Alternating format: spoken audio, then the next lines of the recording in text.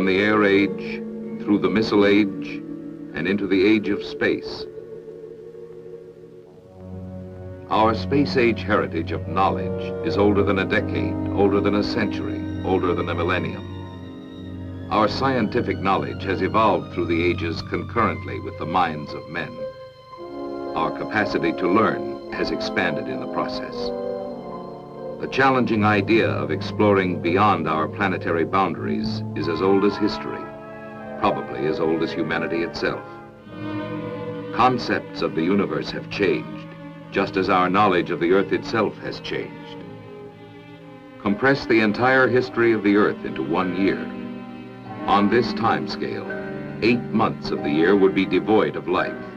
During the succeeding 2 months, simple bacteria would come into existence. Mammals would not appear until the second week in December. Man would walk into the scene at 11:45 p.m. on December 31st. Recorded history would account for but the final ticks of the clock. Man's aerospace achievements, little more than the flicker of an eyelash. Hic deficit orbis. Here ends the world. So said an ancient map inscribed at the Pillars of Hercules. The two-dimensional world of early history was narrow because man's knowledge of his environment was narrow.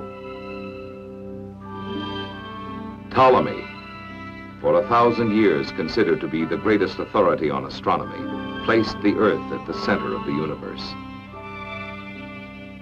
Copernicus, in 1543, advanced the idea that the sun was at the center of the planetary orbits, identified the Earth as one of these planets. Kepler, in the 17th century, described his 3 great laws of planetary motion, setting a pattern for the study of the solar system. Galileo, 17th century inventor of the telescope, who opened a new window to the skies with a device that could look at both sides of the present, using the antique light from distant stars to chart future voyages into space. Newton, who said of his 3rd law of motion, "This is the principle that will enable mankind in later centuries to undertake flights to the stars."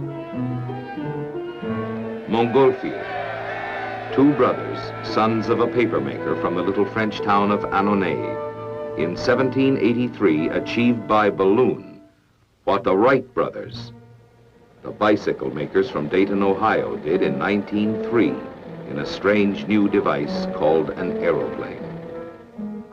And Goddard, who in 1926 launched a liquid-fueled rocket, and in 1935 sent a rocket 7,500 feet into the sky. Space is a place of knowledge and of progress. Space is the new psychological frontier. It provides us an emotional challenge. It stimulates our desires for knowledge and adventure. It increases our fears. It feeds our ambitions. Space is the new scientific frontier. The sky is no longer the limit. Human knowledge is doubling every decade, for ignorance is our enemy, just as surely as knowledge is power, power for good or power for evil. Man's judgment in the applications of technologies, particularly in the fertile fields of space, may well determine human destiny. Space is the new defense frontier. Survival of the fittest has acquired new meaning in our time. Strength has become the index to peace. Space is a place for security.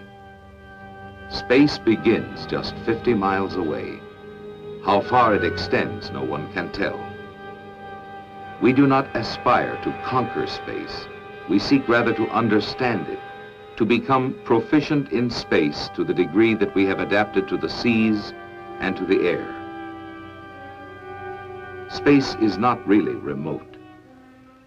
And because it is close, it becomes an area of possible threat, just as the ability to fly made the airways a threat, or the capacity to navigate oceans made the seas a threat. Space is a place to preserve peace through understanding, But true understanding of space will come only if peace is protected. Scientific, technical, and strategic preeminence in space must be reserved for the forces of freedom. Our ventures into space, once imagined, now real, lead us not away from this Earth, but towards a better understanding of our planet, of our solar system, and perhaps of ourselves. Space is a place of discovery. We shall not cease from exploration, and the end of all our exploring will be to arrive where we started and know the place for the first time.